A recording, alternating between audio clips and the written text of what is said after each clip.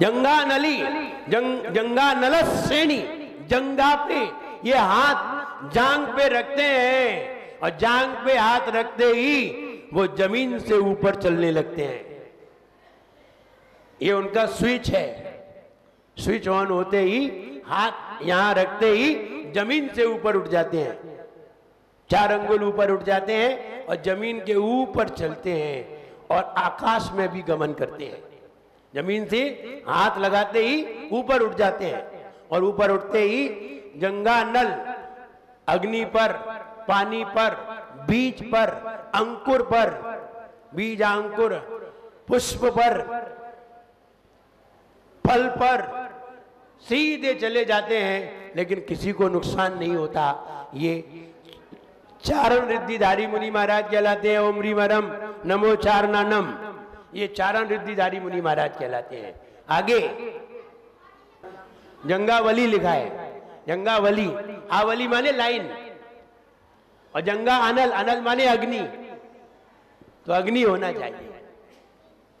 अग्नि अग्नि। नभोंगणक और नभोंगण हमने पढ़ा था।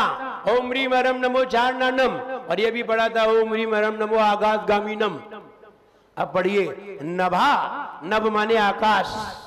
नभोंगण, जो नभ में स्वर अपनी इच्छा के अनुसार विहारी नश्य, अगर लेट के जाना हो तो लेट के चले जाएं, बैठ के जाना हो तो बैठ के चले जाएं, खड़े होके जाना है तो खड़े होके चले जाएं। स्वैर, स्वैर माने इच्छा, मेरी इच्छा है, हम जैसे जाना चाहें वैसे चले जाते हैं। वे मुनि महाराज आकाशगामी रिद्धिधारी, हम सभी को, हम उन्हें पुष्प छेपण करते हैं, वे हमें आशीर्वाद प्रदान करें। अब पूजा करोगे तभी तो उनसे आशीर्वाद लोगे, घर पे बैठे रहोगे तो कौन तुम्हें आशीर्वाद दे रहा है? इसलिए रोज पूजा किया करो। अनिम्नि दक्षा कुशला महिम्नि लघिम्नि शक्ता कृतिनो गरिम्नि मनोवपुर वा बलिनश्च नित्यम।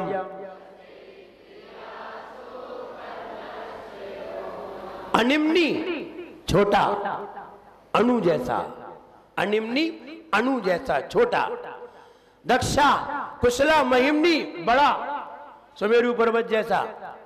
शरीर जो बना लेते हैं वे मुनि महाराज, छोटा सा शरीर बना लें, पहाड़ जैसा शरीर बना दें, हल्का बना दें, भारी बना दें।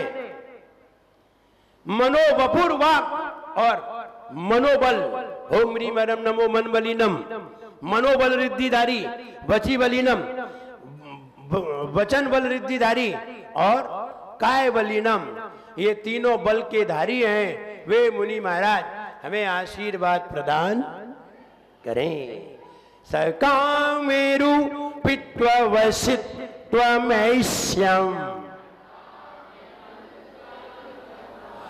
तिमाप्ता तथा प्रतिघात गुण प्रधान।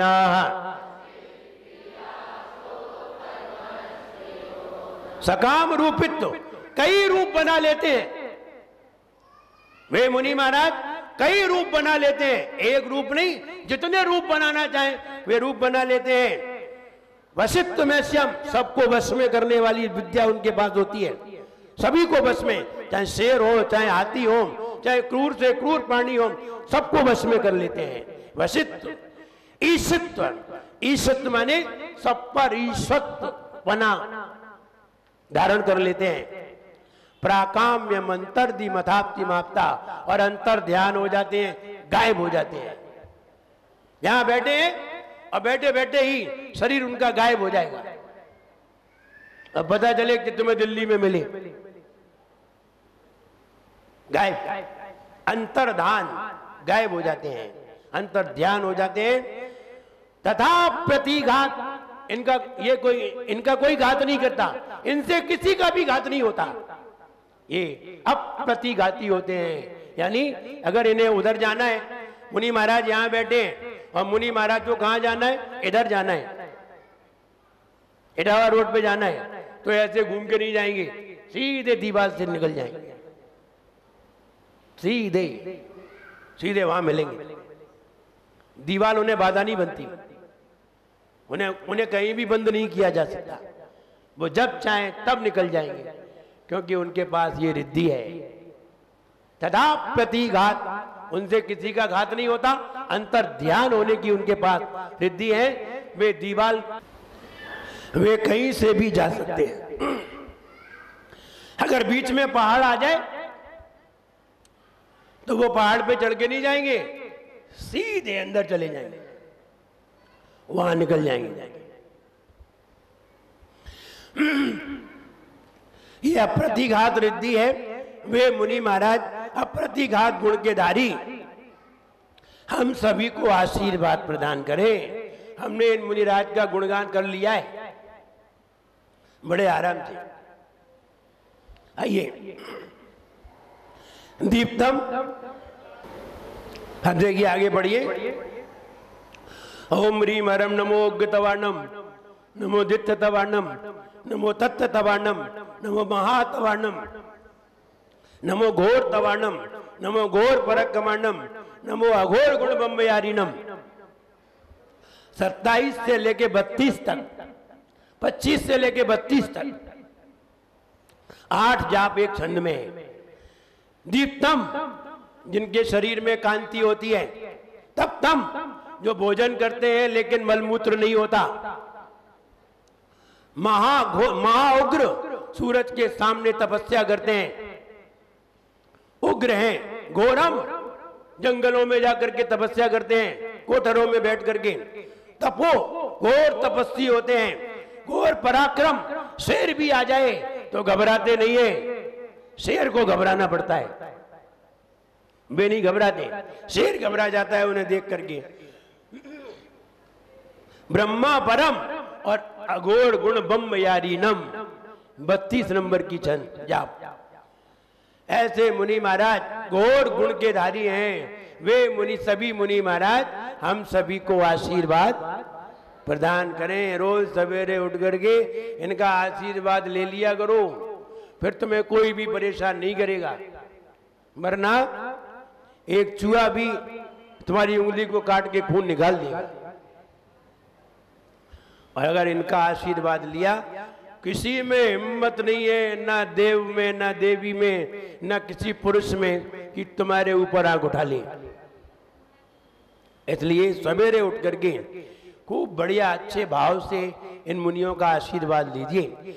अमर्ष सर्वौष दय्य तथा शीर विषा विषा दृष्टि विषा विषाश्च।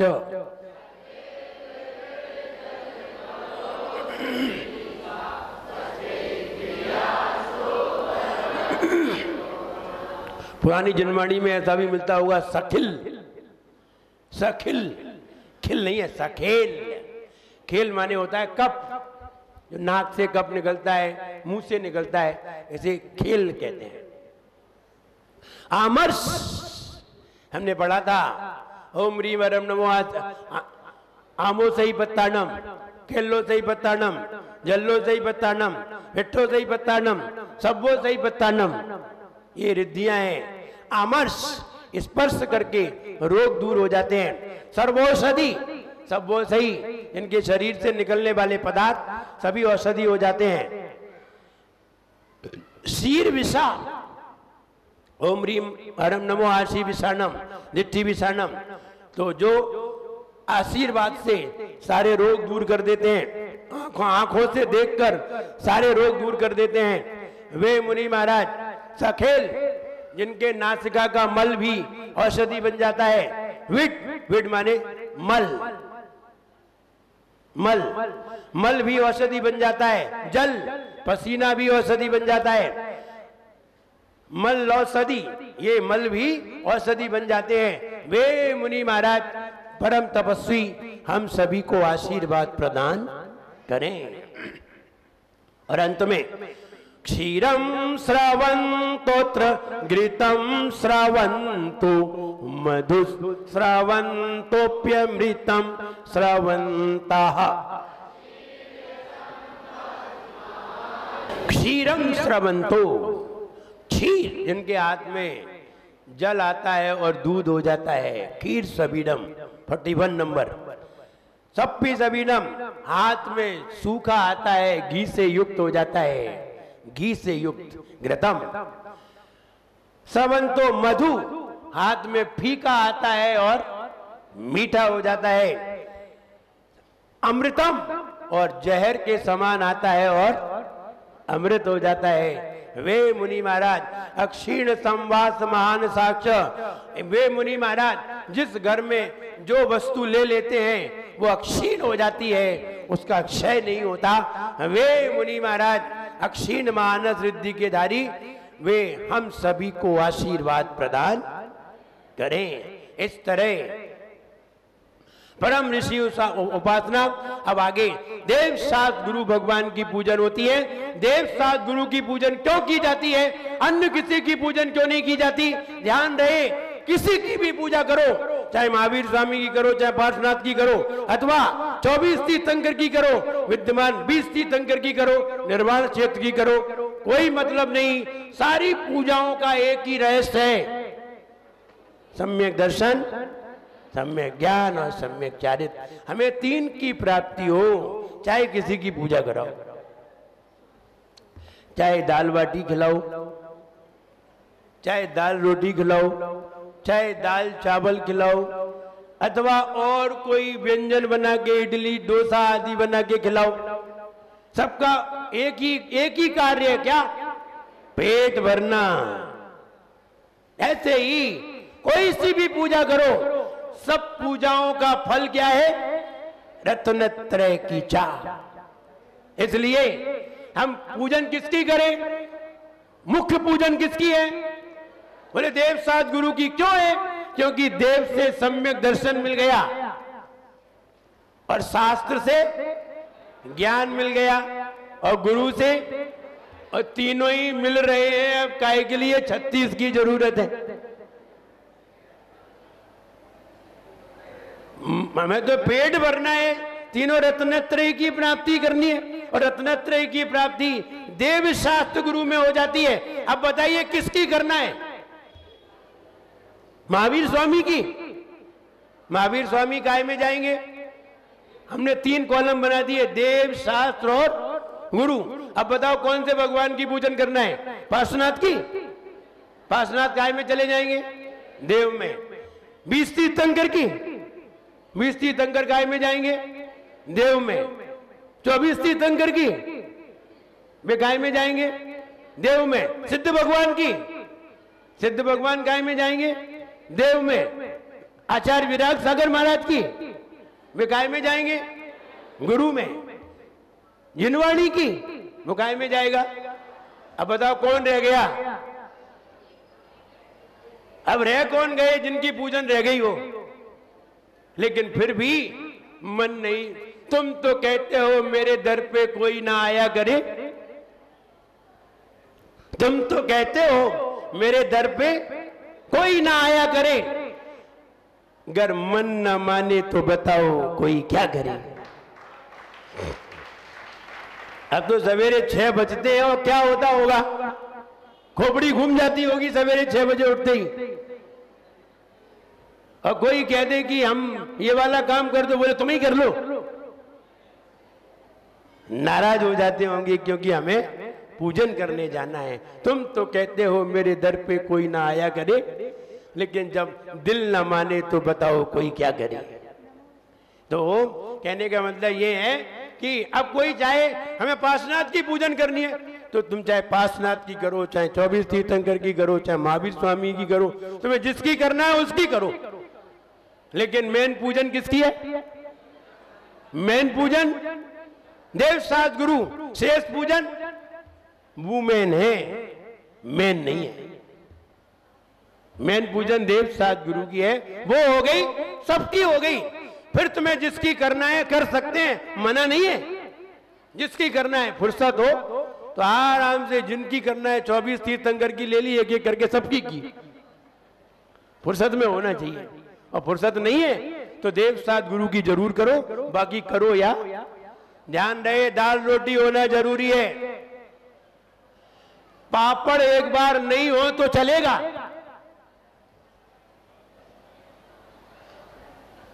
पापड़ एक बार नहीं हो तो चलेगा, लेकिन दाल रोटी नहीं हो और पापड़ हो तो नहीं चलेगा। इसलिए देव साथ गुरु की मेन पूजन है, ये जरूरी है। बाकी चाहे करो या ना करो, तुम्हारा मन है। कई लोग मन बना लेते रविवार को उपासनाथ की, सोमवार को चंदा प्रभु की, मंगलवार को बाजू पूज की, बुधवार को सबकी निश्चित कर ली है। दिन तो 7 ही है, तीर्थंकर 24 हैं। फिर बताओ 7 तीर्थंकर तो निबट जाएंगे और ये 17 तीर्थंकर खून से आ जाएंगे। खून से माने गुस्सा हो जाएंगे। 17 तीर्थंकर फिर कितने गुस्सा होंगे, यार हमें तो छोड़ ही दिया इन्होंने। तो इसलिए ऐसा नहीं है कि सोमवार को चंदा प्रभु और रविवार को फुर्सत में पार्श्वनाथ और दुकान बंद है तो चंदा प्रभु, नहीं ऐसा नहीं। तो ये तो हमने बना लिए, ऐसा नियम नहीं है। जिनके हाथों में एक उंगली ना हो तो वह पूजा नहीं कर सकते क्या? आहार नहीं दे सकते? वे आहार तो नहीं दे सकते, पूजन करना भी उनके लिए वैसे तो आगम में निषेध है, फिर भी वो करें ये उनके ऊपर है, लेकिन आहार नहीं दे सकते। इसलिए कितनी उंगली है? और ये इस हाथ में 10, दोनों मिला के 10, दोनों 10 उंगली से पकड़ करके कलश करना चाहिए। 10 उंगली दिए, एक उंगली नहीं होगी तुम कलश करने के अधिकारी नहीं हो। एक उंगली नहीं हो तो कलश करने के अधिकारी नहीं हो। इसलिए 10 उंगली है, 10 उंगली से कलश को पकड़ना चाहिए, फिर अभिषेक करना चाहिए। हमारे पास 10 हैं, टूटे नहीं है हमारे। जिनके टूटे हो वे ऐसे करें, जिनका एक टूटा होगा ये यहां लगा रहे, भैया 10 उंगली लगाया करो। हैं? हाँ, 6 उंगली का भी आचार्यों ने निषेध किया है। 6 उंगली वाले भी अभिषेक नहीं दे सकते, इनको एक्स्ट्रा उंगली कहां से आई? तो क्या करें, वो क्या कटवा दें?